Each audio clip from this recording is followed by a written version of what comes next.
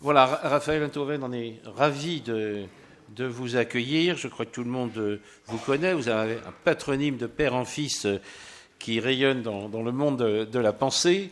Vous êtes notamment chroniqueur quotidien à Europe 1. Vous êtes un ardent défenseur de la laïcité. Et tout à l'heure, nous avons en entrée montré combien, à l'occasion de cet anniversaire de la loi 1905, nous voulons nous réapproprier les mots pour mener la bataille des idées et en espérant qu'il y aura enfin un bras armé politique dans ce pays pour défendre la laïcité. Et donc on a évoqué les mots de République, le détournement de la laïcité à laquelle on a ces dernières décennies accolé des adjectifs pour lui enlever du sens et non pour lui en rajouter, et que malheureusement ces offensives ne viennent plus seulement des milieux cléricaux et d'extrême droite, mais parfois de milieux qui, dans le passé, ont été progressistes, mais dont il vaut mieux aujourd'hui, par respect, ne pas leur mettre de qualificatifs à eux-mêmes, car ils seraient assez désopilants. Combien aujourd'hui, c'est du sein même de forces de gauche qu'il faut aujourd'hui, contre lesquelles il faut se battre. Et donc Charles nous a développé un sujet, a amorcé déjà le sujet que vous allez traiter, c'est liberté, égalité, fraternité. L'importance de ces mots qu'on annonce et sans que toujours on prenne le recul pour voir ce qu'ils portent, non seulement de mémoire, mais aussi de force de combat. C'est l'angle que vous nous avez proposé d'aborder, donc merci d'être parmi nous et vous avez la parole. Merci de votre accueil, je suis très heureux d'être ici. Ah oui, voilà. C'est bon. Donc je suis très heureux d'être ici. Merci de votre accueil. Toutes les vertus éminentes que vous m'attribuez sont toutes comprises dans une seule appellation. Je suis prof de philo. Voilà, c'est-à-dire c'est tout simplement. Personne n'est parfait. Voilà, personne n'est parfait. On fait ce qu'on peut. Hein. On aime la sagesse quand on ne la possède pas, justement. Je suis prof de philo, c'est-à-dire républicain, c'est-à-dire citoyen, c'est-à-dire laïque, parce que l'enseignement de la philosophie est absolument impossible, impensable, inimaginable, sans un espace de laïcité, de neutralité, sans ce que John Rawls appelait lui-même un voile d'ignorance qu'on dépose quand même sur les élèves à l'intérieur de la classe. On va parler de tout ça. En écoutant, je regrette vivement d'avoir manqué le début de ces débats. La paternité a ses raisons que l'identité républicaine ne connaît pas, ou inversement. Mais le simple fait, ce que j'ai entendu en peu de minutes en arrivant, me donne juste envie, en amont de ce que j'avais l'intention de vous dire, de faire juste 2 ou 3 remarques très rapides, si vous me le permettez. J'entends parler de vivre ensemble. C'est intéressant, le mot de vivre ensemble. J'attire votre attention sur le fait que le concept est aussi flou qu'il est coercitif. C'est-à-dire que c'est une injonction absolue, on ne peut pas ne pas vivre ensemble, on ne peut pas ne pas souscrire au vivre ensemble, mais dans le même temps, on ne peut pas désigner ce qu'il est. C'est absolument impossible. C'est d'autant plus impossible, le flou de cette expression est contenu dans son orthographe elle-même, puisque le mot de vivre ensemble ne sait pas lui-même s'il comporte, c'est quand même symbolique, un trait d'union. C'est quand même unique, et j'attire votre attention sur ces injonctions si fades, si floues. C'est son imprécision que je lui reproche, en fait. Son imprécision qui culmine dans une indécision. Ces injonctions si fades, si floues, qu'elles peuvent être brandies abondamment par des gens qui, par ailleurs, ont des positions antagonistes. Il faut introduire de la clarté, de la distinction et des nuances dans le débat, sinon on n'y arrive pas. C'est comme quand on parle d'inclusion, c'est un hold-up du langage, puisque l'inclusion est une exclusion. Si vous pensez à l'écriture inclusive, par exemple, le fameux « e » entre 2 points médians est un « e » exclu des mots. C'est-à-dire c'est un « e » qui est brandi comme inclus, mais qui est célébré tout en étant séparé, si vous voulez. On n'est pas dans l'inclusion ici, ou alors on est dans une inclusion exclusive. On pourra en parler tout à l'heure aussi.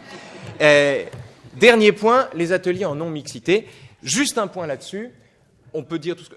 Jean-Paul Sartre, dans Orphée Noir, dans les années 70, disait que parlait à propos de la négritude, d'un racisme antiraciste. Il reprenait cette expression et il s'en flattait. Il en était heureux. Il trouvait cette expression juste. Et il disait, son discours, et c'est un texte qu'il faut lire, c'est très d'abord parce que c'est magnifiquement écrit, et ensuite parce que je crois que ça contient, il délivre ingénument l'ensemble des problèmes qui sont contenus dans les ateliers en non-mixité. Il dit notamment ceci, il dit c'est un racisme antiraciste. Bon. Ce que les défenseurs des ateliers en non-mixité récusent, naturellement, pas du tout, va des rétros, mais sauf que Sartre lui-même présentait ça comme un racisme antiraciste, et surtout Sartre explique que ce racisme antiraciste, in fine, culminera dans un champ d'amour pour tous. Sauf que, en attendant, il faut lutter. En attendant, il faut faire valoir qu'il n'y a pas de racisme anti-blanc, il y a eu du racisme anti-noir, il faut bien comprendre que les Noirs nous en veulent, c'est ce que raconte Sartre. L'arnaque des ateliers en non-mixité et de se présenter comme une morale provisoire, c'est-à-dire de se présenter comme le moyen d'une lutte qui aboutirait à une diminution du racisme. Et de dire, le jour où il n'y aura plus de racisme, il n'y aura plus de non-mixité. Voilà. C'est comme les gens qui disent, le jour où il n'y aura plus de guerre de religion, eh ben, il n'y aura plus de problème, on pourra publier les caricatures du prophète. Voilà, c'est génial. Donc, c'est suspendre, en attendant Godot, c'est-à-dire suspendre la possibilité de publier les caricatures du prophète ou la possibilité d'être dans des ateliers mixtes à la dissipation totale du racisme, du vice et du mal, à cette espèce de stase démocratique introuvable, d'utopie démocratique introuvable, prouve juste que cette fausse morale provisoire, en réalité, est un but qui se vit comme un moyen, ou qui se présente à la République comme un moyen. C'est une arnaque. C'est une arnaque et la citoyenneté impose de le dire, pas simplement parce qu'il y a des endroits dans la République, ou même place de la République, où on n'avait pas le droit d'aller quand on était blanc et hétéro, ce qui arrive à des gens très bien. Malgré tout, voilà, il y a d'autres vices dans l'existence, c'est pas si grave. Bon. J'en viens à ce que je voulais vous dire, et pardonnez-moi ce préambule, à la question d'identité républicaine. En vérité, c'est l'expression qui m'a interpellé, comme on dit. L'identité républicaine, c'est un oxymore, l'identité républicaine. Et je voudrais creuser ce paradoxe. La République est une idée dont la consistance dépend du nombre de ceux qui y adhèrent. L'identité, c'est un principe, un socle, imaginaire ou pas, qui se veut indiscuté, indiscutable, quand bien même certains n'y adhèrent pas. Je veux dire, vous êtes ce que vous êtes, que vous le vouliez ou non, vous avez une identité. Il suffit en revanche de ne plus vouloir être républicain pour cesser de l'être aussitôt. Donc l'addition de ces deux termes est un problème. On ajoute un contenu à une méthode, on ajoute un être à une démarche, bref, ça ne va pas de soi. La République est inséparable d'un engagement républicain. L'identité est pensable séparément du sentiment d'avoir ou non cette identité. Donc vraiment, l'identité républicaine, on juxtapose des choses qui sont très étranges, ensemble. Et de quoi cet oxymore est-il le nom? Est-ce qu'on peut, sans abus de langage, voilà, accoler une notion aussi primitive, j'ai envie de dire, que l'identité à un concept aussi abstrait que celui de république? Est-ce qu'on peut joindre le discours du contenu, le discours identitaire, dont le contenu est arbitrairement valorisé, au discours de la méthode républicaine? Et alors, ces tensions propres à cette expression d'identité républicaine me semblent toutes contenues dans une évidence, dans une expression qui, à première vue, a plus de sens, qui se donne comme une évidence, mais qui n'en est pas moins incroyablement ambiguë, qui est la fierté d'être français, comme on dit. Une expression très intéressante parce que je crois que pour comprendre l'enjeu de cet oxymore d'identité républicaine, il faut en passer par l'examen de ce truisme patriotique. Qu'est-ce que ça veut dire, fier d'être français? Les gens disent, si je suis fier d'être français, il y a plusieurs façons d'être fier d'être français. La première est de dire, je célèbre un patrimoine. J'aime le Saint-Julien, j'aime Flaubert, j'aime Truffaut, j'aime la Corse. Bon, pourquoi pas. J'ai dit une bêtise. Non, pas encore. Bon. Alors, ce que je veux dire ici, c'est qu'à ce compte-là, si on énumère les raisons d'être fier d'être français, la France est aussi laide que belle. Hein. Si vous dites Corse, Saint-Julien ou Flaubert, on peut vous répondre Saint-Barthélemy, 13 novembre, Vichy ou Thierry Ardisson. Je veux dire, il y a l'erreur en cette matière, l'erreur en cette matière, me semble-t-il, est d'opposer les innombrables raisons d'être fier d'être français aux non moins nombreuses raisons d'en avoir honte, comme on oppose le pour et le contre ou les qualités et les défauts. C'est un dialogue de sourds. Ça ne veut rien dire. Si l'expression fier d'être français n'a aucun sens, c'est parce qu'elle donne à la francité les attributs d'un communautarisme.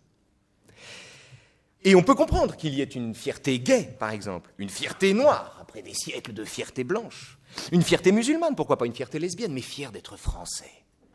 Ça ne veut rien dire, comme si c'était un bien en soi d'être français, comme si c'était une qualité. La France est un pays aussi beau que l'est, la France n'est pas une valeur en soi. La francité n'est pas une minorité. Le sectarisme ne fait pas un patriotisme. L'identité ne fait pas la République. C'est pas parce qu'on est français qu'on est républicain. C'est parce qu'on est républicain qu'en un sens, et qu'on le soit ou non, on est français. En 2007, Nicolas Sarkozy a eu l'idée du ministère de l'Éducation. Éducation, tant qu'à faire. Excellent. Sublime. Instruction publique. Je ne sais pas quoi faire de ce lapsus. Vous savez, ça me rappelle le jour où Gandhi répondait aux questions d'un journaliste occidental, et le journaliste occidental lui disait « Mr. Gandhi, what do you think of Western civilization ?» Et Gandhi a dit « Oh, I think it's a very good idea. » C'est vraiment... Donc, Nicolas Sarkozy a eu l'idée du ministère de l'identité nationale. L'argument qu'il faisait valoir à l'époque, c'était de dire « mais ne m'accusez pas de racisme ou de quoi que ce soit, ou de totalitarisme ou de je ne sais pas quoi. L'identité nationale, c'est l'universel. La France, c'est l'universel. Donc l'identité nationale dont je veux construire le ministère, c'est le ministère de l'universel auquel je donne le jour. » Sauf que ce qui n'allait pas dans ce raisonnement, c'était que dans la logique de Nicolas Sarkozy, c'était parce qu'on était français qu'on était tenant de l'universel, garant de l'universel. Or, c'est l'inverse qu'il aurait fallu dire. C'est parce qu'on se veut gardien de l'universel qu'on peut comprendre le sens à donner à cette identité nationale. L'identité nationale n'est pas un hasard, n'est pas une contingence de la naissance qui nous fait naître ici et là plutôt qu'ailleurs. L'identité nationale est une décision ici, une volonté, une construction surtout, qui part de l'universel, paradoxalement. Quand on parle de fierté, on se conduit en bombant le torse, un peu comme une minorité qui revendique ses droits. Et alors, la meilleure preuve de cela, me semble-t-il, c'est que l'expression « être fier d'être français » n'a rien à voir avec l'expression « être français, ça se mérite ». Alors qu'en général, ceux qui disent « être fier d'être français » sont les mêmes qui disent « être français, ça se mérite, nom de Dieu ». Or, c'est tout à fait le contraire, pardon.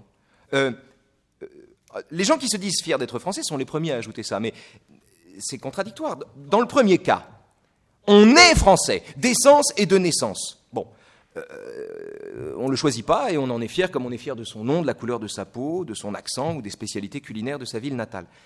Dans le second cas, on devient français après un effort de plusieurs années au terme duquel on finit par conquérir le titre qui était tombé tout cuit dans la bouche de celui qui est né comme ça. Si on est fier d'être français comme on est fier d'être noir ou fier d'être gay, on ne peut pas dire en même temps qu'être français, ça se mérite. Voilà. Dire être fier d'être français en ce sens-là, ça revient à dire que, je ne sais pas moi, être noir, ça se mérite. Vous vous souvenez de MacMahon, hein, c'est vous le nègre, monsieur, continuez. Bon.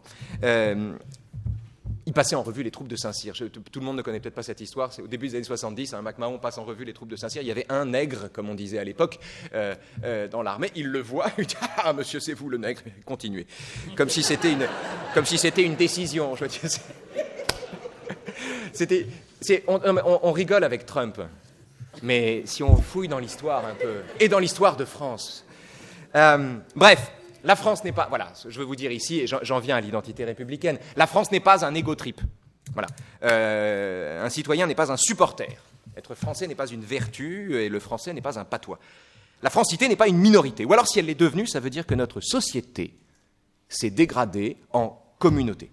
C'est-à-dire en tissu de communauté où la fierté d'être français voisine avec la fierté d'être homo, ou la fierté d'être noir, ou je ne sais pas quoi, ou la fierté d'être juif, je m'en fous. Le paradoxe, si vous voulez, c'est que l'identité de cet étrange pays ne s'arrête pas à ça. La France a surtout ceci de singulier, c'est le pari que je veux faire, et je pense qu'on le fait tous ici, sinon on ne serait pas au même endroit.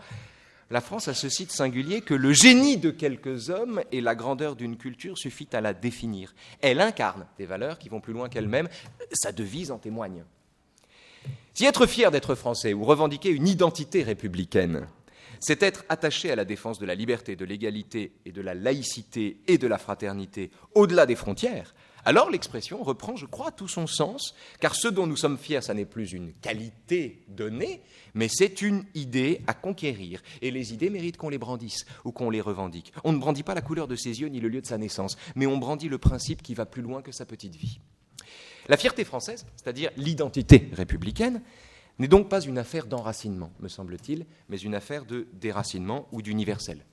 La fierté d'être français ou l'identité républicaine, c'est une capacité d'accueil, sinon des gens, du moins des idées, des discours et des paroles qui ne sont pas les siennes. La fierté d'être français ou l'identité républicaine, c'est être attaché, par exemple, à l'égalité des chances, l'égalité des sexes, ou bien savoir garantir à l'opinion d'en face une place de choix. Être français, en l'occurrence, ou fier d'être français, c'est être assez fort pour admettre qu'on se trompe et se réjouir de changer d'avis sous l'effet d'un argument plus fort que le sien. Je dis ça à dessein. Il me semble qu'il y a un passage qui devrait être... une devise, c'est trop long pour en faire une devise, mais c'est la clé, me semble-t-il. C'est un passage qu'on trouve dans les essais de Montaigne. Je vous en donne la référence précise pour que vous puissiez vous y référer, justement.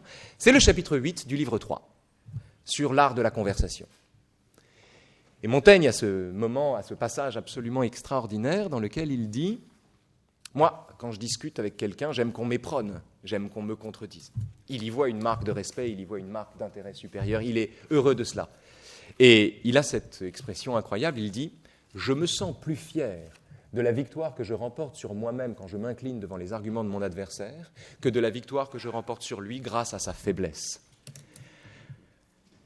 C'est les conditions de possibilité du débat, et d'un débat républicain. C'est-à-dire d'un débat dont l'enjeu n'est pas d'avoir raison de l'autre, mais d'utiliser la raison parce qu'on a la vérité en partage, et que d'une certaine manière, celui qui dit le contraire de vous est à sa façon le dépositaire d'un peu de vérité aussi. Ce que je veux dire, c'est que combattre pour la République, ça n'est pas combattre pour une idée, c'est combattre pour le droit de les avoir toutes, sans que le fait d'en avoir une ne nous donne le sentiment que les autres sont illégitimes. Nous combattons pour le droit que les autres ont de n'être pas d'accord avec nous. Rien n'est plus précieux qu'un désaccord en cette manière, et c'est ce que nous avons à organiser. La citoyenneté, c'est l'organisation des désaccords. Et c'est cela, et de là le danger d'ailleurs que constitue l'espèce d'effet d'hypnose de ce racisme antiraciste tellement caricatural et sournois à la fois, qui nous donne le sentiment que c'est là un adversaire objectif, désigner cet adversaire comme l'unique adversaire à abattre, et finalement dénier à ceux qui de bonne foi souscrivent aux remèdes mis en œuvre par la non-mixité, leur dénier le droit de parole, c'est, 1, faire prospérer cette idée, et 2, produire un dialogue de sourds. On est obligé de rentrer dans les raisons des gens qui pensent ça, de comprendre ce qu'ils veulent, de comprendre ce qu'ils disent, pour dire d'ailleurs à hauteur de cerveau que ça nous semble une arnaque éventuellement, ou qu'on est contre, ou qu'on trouve ça dangereux. La question qui se pose, c'est celle de l'interdit. Et je n'ai pas de réponse à cette question, personnellement. Je n'ai pas de réponse à cette question. Je ne sais pas s'il est bon d'interdire. Je ne suis pas sûr que ce soit le cas. J'ai même un doute là-dessus, pour tout vous dire. Mais là encore, on pourra en parler. Mais comprenez ceci. Je me sens plus fier de la victoire que je remporte sur moi-même en changeant d'avis, en m'inclinant devant les raisons de mon adversaire, que de l'inverse. Développer cette capacité-là. Imaginez dans un débat en finale de la présidentielle, l'un des deux candidats qui dit à l'autre « Ah, monsieur Sarkozy, c'est vous qui avez raison », et l'autre qui répond « Mais non, monsieur Hollande, c'est vous ». Bon. Outre le fait que ça date un peu, ça n'arrivera jamais, que ce soit Sarkozy ou Hollande, ou que ce soit qui vous voulez, si vous voulez. Ça n'arrivera jamais, ça n'arrive pas. Et ça, c'est un problème démocratique. C'est un problème démocratique. Je voterai des deux mains, et en 3 mots comme en 2 mots, je voterai des 2 mains pour un candidat capable de dire à l'autre « c'est vous qui avez raison sur ce coup-là ».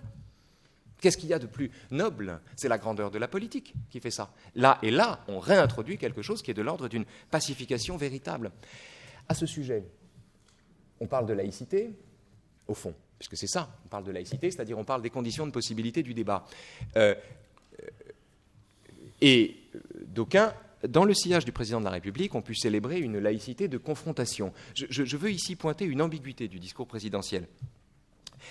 Souvenez-vous, c'était un discours d'Emmanuel Macron aux protestants de France, à l'occasion des 500 ans de la Réforme. Emmanuel Macron a fait valoir en substance, je le cite ici de mémoire, mais c'est important, je crois, parce qu'on est au cœur d'une ambiguïté qui reste à lever, je crois. On ne sort de l'ambiguïté qu'à son profit, il faut arrêter de dire des bêtises. Donc c'était les 500 ans de la Réforme, et Emmanuel Macron a dit « Nous sommes menacés par une laïcité d'abstention, alors qu'il faudrait promouvoir, dit-il, une laïcité de confrontation. » Et ce faisant, Emmanuel Macron se référait à Paul Ricoeur, dont il est un excellent connaisseur et lecteur, il n'y a pas de doute. Néanmoins, sur ce coup-là, il se trouve que le binôme laïcité de confrontation, laïcité d'abstention se trouve dans l'œuvre de Paul Ricoeur. On le trouve dans 2 textes principalement, un texte de 1995 qui s'appelle Critique et conviction, et un texte de 2004, reparu en 1995, et un texte de 2004, qui est un texte qu'il a écrit dans le sillage du refus de Ricoeur de la loi de 2004 sur le port des signes religieux. Que dit-il en 1995 ? Ricoeur dit « La laïcité d'abstention, c'est le propre des professeurs, c'est le propre des édiles républicaines. On arrive avec ce voile d'ignorance. On n'est pas identifiable comme tel, si vous voulez. On n'arrive pas à lester de son petit moi quand on va enseigner. Mais la laïcité de confrontation, c'est tout ce qui se passe en dessous de ce cadre un peu formel et où les gens ont le droit de s'engueuler et d'arriver avec ce qu'ils sont et ce qu'ils croient. et le droit de penser, par exemple, que leur religion est meilleure que celle du voisin, après tout. Sinon, comme dit Montaigne, on est catholique comme on est périgourdin. Donc, il faut bien qu'il y ait un sens à ça. C'est bon. Donc, Ricoeur distingue ces deux espaces, si vous voulez, un espace de discussion et un espace qui en est la condition de possibilité, le cadre, au fond. Mais à aucun moment, Ricoeur ne dit que la laïcité d'abstention dont Emmanuel Macron se servait, l'expression dont il se sert pour la dénoncer, à aucun moment Ricoeur ne dit qu'elle est mauvaise ou toxique. Ce que Ricoeur redoute, et en particulier en 2004, au moment de la loi sur le port des signes religieux, en amont de cette loi, ce qu'il redoute, c'est une invasion de la laïcité de confrontation par la laïcité d'abstention. La thèse de Ricoeur en 2004 est de dire que les élèves devraient pouvoir arriver avec des signes religieux, pas les profs. Il fait cette différence, il fait cette nuance. On souscrit, on ne souscrit pas, on n'adhère pas. Bon, pourquoi pas. C'est une façon aussi, je dois dire à l'avantage de cette thèse, c'est une façon aussi de rappeler qu'il y a une hiérarchie entre les élèves et les profs et que ce n'est pas exactement la même chose, ce qui est un autre problème républicain. Mais, bref, il dit, la thèse de Ricoeur est de dire que, en voulant habiller les élèves comme des profs, c'est-à-dire en voulant leur ôter tout signe d'appartenance religieuse, on laisse la laïcité d'abstention prendre le pas sur la laïcité de confrontation. Dans son discours, Emmanuel Macron dit du mal de la laïcité d'abstention en célébrant une laïcité de confrontation. Ricoeur n'a jamais fait ça. Ricoeur se méfie de l'hypertrophie de la laïcité d'abstention, mais il n'en dit pas de mal. Et il y a là une ambiguïté à lever. De la part, surtout une parole comme celle-là qui sait ce qu'elle dit et qui connaît ses textes. On a la chance d'avoir un président de la République qui a lu ces textes-là et dont la formation repose sur la maîtrise et la connaissance de ces textes-là. Il y a là, me semble-t-il, une ambiguïté qui tombait bien le jour où il parlait aux protestants, puisque c'était à l'occasion du débat sur la PMA. Il n'y aura pas de débat sur la PMA, mais il fallait faire croire qu'il y en aurait un. Donc, c'est une promesse de campagne. Donc, si vous voulez, la PMA, ça va passer, il n'y a pas de problème. La loi de bioéthique, enfin, c'est prévu. Seulement, quand on s'adresse aux autorités religieuses et qu'on leur dit « écoutez, vous avez le choix d'être d'accord avec moi ou d'avoir tort », il faut y mettre les formes. De l'intérêt d'un discours, ici, Ricoeur est utile. Mais c'est de la stratégie, et l'épilogue était ambigu, à mon sens, en tout cas sur cette question. Or, il faut, je crois, lever cette ambiguïté. Les deux laïcités, abstention et confrontation, ne s'opposent pas du tout. Alors, pour en revenir à l'identité républicaine, dont j'ai jamais quitté le terrain, l'enjeu, en peu de mots, je vous l'ai dit, me semble-t-il, c'est la liberté de critiquer sans offense. C'est la guerre au procès d'intention, c'est les conditions du débat, c'est-à-dire la liberté de ne pas tenir une critique pour une offense, attaquer les gens à hauteur de cerveau, tout simplement. On leur doit cela. On est hanté par le procès d'intention, on est hanté par l'assignation à résidence, nous sommes hantés par l'essentialisation de l'adversaire. Or, le processus d'essentialisation culmine dans la non-mixité, naturellement, puisque tout blanc est un oppresseur, tout noir est une victime, ou un racisé, comme on dit. Et à partir de là, si vous voulez, l'essentialisation coupe court au débat. L'essentialisation est l'ennemi numéro 1 du débat, plus encore que l'intégrisme ou je ne sais quoi. L'essentialisation, l'idée que la personne qui s'adresse à nous ne s'adresse à nous que parce qu'elle est cela, indexer les propos de quelqu'un sur l'origine présumée de la personne qui parle, c'est détruire le débat. Le paradoxe, c'est que ce geste-là, au départ, est un geste marxiste et libératoire, qui consiste à rappeler qu'une opinion est aussi le résultat d'un rapport de force en soi-même. Mais quand Marx explique ça, il l'explique parce qu'il permet de faire la généalogie de nos opinions. Ici, on se sert de cette méthode marxiste pour réduire un discours argumenté à une origine sociale, ce qui est monstrueux. Vous pensez comme ça, c'est parce que vous êtes bourgeois, vous pensez comme ça, c'est parce que vous êtes blanc, vous pensez comme ça, c'est parce que vous êtes noir. C'est une réduction considérable du discours, et c'est l'ennemi. C'est l'ennemi. Alors, la forme prise par, pour en revenir à cette expression de fierté d'être français, la forme prise par tout cela, évidemment, à l'échelle du grand petit pays qui est le nôtre, c'est que ce sont deux façons de combattre l'intégrisme. La première est intégriste et la seconde ne l'est pas. La première est de dire c'est la fierté minoritaire qui soumet la nécessité républicaine au hasard d'une nation. C'est la première organise des apéros pinards saucissons, si vous voulez, comme elle enseignait nos ancêtres les Gaulois aux enfants de Nouvelle-Calédonie. Je veux dire, la première a tant de mal à distinguer la francité d'une valeur en soi qu'elle cède à la tentation de regarder de la même manière l'islam comme une totalité homogène dont le fondamentalisme serait une qualité inhérente. On est en pleine essentialisation ici, on est face à face. Le Burkini, pas en France. Mais, pas en France. Qu'est-ce que ça veut dire ? Ça veut dire quoi, pas en France ? C'est pas en France ou pas en République ? C'est pas pareil, c'est ça que je veux dire. C'est pas au nom de la France éternelle qu'on s'oppose au Burkini. J'ai eu un débat avec Finkielkraut sur cette question d'ailleurs, parce que très intéressant. En 1989, pardon, je vais de parenthèse en parenthèse, j'ai presque fini. Finkielkraut en 89 signe avec Elisabeth Badinter d'ailleurs et d'autres la pétition au moment de l'affaire de Creil, les premiers voiles. Bon, qu'est-ce qui se passe? Non. Catherine aussi, c'était signataire. Bien sûr. Donc il signe cette pétition, et puis il va en Angleterre, aux États-Unis, etc., et il croyait la signer au nom de l'universel. Et là, il se fait traiter de raciste. Je me dis, tiens, c'est bizarre. Et en fait, il s'aperçoit au bout de plusieurs années que cette pétition, à laquelle il adhère, les fibres de son être, il ne l'a pas signée en tant que tenant de l'universel, mais en tant que partisan de la galanterie, en réalité.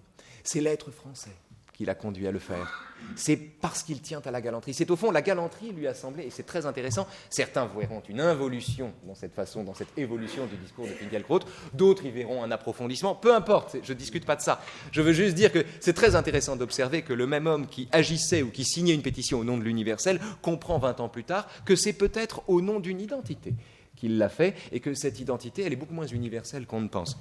Bref, pour en revenir à cette fierté d'être français, pardonnez-moi.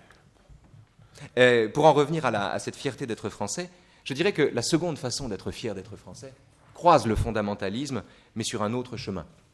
Non pas le chemin étroit de nos habitudes alimentaires ou de nos façons de nous vêtir, mais le chemin plus large de la défense de l'égalité entre hommes et femmes ou de la défense de la liberté d'expression, qui forge l'identité républicaine et française.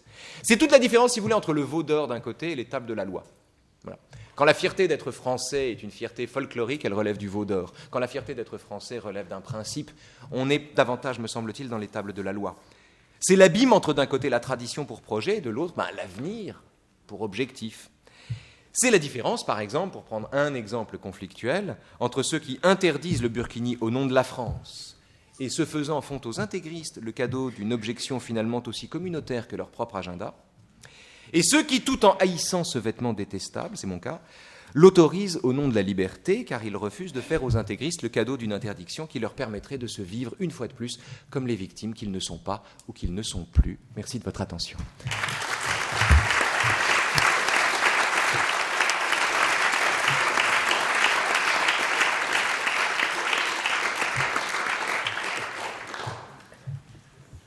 Merci pour le fond, merci pour la forme. Ce fut un beau moment où vous avez vu et entendu le silence, la qualité de l'écoute. Je me permets de rappeler que la devise du comité Laïcité République, c'est « La laïcité, ce n'est pas une opinion, c'est la liberté d'en avoir une ». Je pense que nous nous retrouverons sur ces points-là. Quand on préparait ce colloque, on réfléchissait à la question... et qui revient très fort, c'est quoi l'identité française? On se souvient des textes de Bernard-Henri Lévy, on se souvient de la tentative de Sarkozy d'ouvrir le débat. Ici même, nous tenions un colloque, et Hortefeux était venu, ministre de l'Intérieur, nous rappeler qu'être français, c'était certes des racines qui étaient quand même blanches, catholiques, apostoliques et romaines. Il ne l'avait pas dit comme ça, mais c'est bien ce que nous avions entendu. Et entre ce discours d'une France française, la France aux Français, comme d'autres disent la Corse aux Corses, et puis le discours aussi que j'évoquais dans mon propos d'ouverture de ces jeunes qui se définissent comme black, blanc, rebeu, beurre, feuge, et qui n'ont plus d'envie d'adhérer, qui ne savent même pas ce qu'est la citoyenneté républicaine. C'est un peu l'enjeu de notre débat aujourd'hui. Vous nous avez ouvert d'un certain nombre de pistes assez fortes, et notamment, je retiens cette phrase, l'essentialisation, c'est l'ennemi numéro 1 du débat. Je crois que nous sommes très sensibles à votre injonction.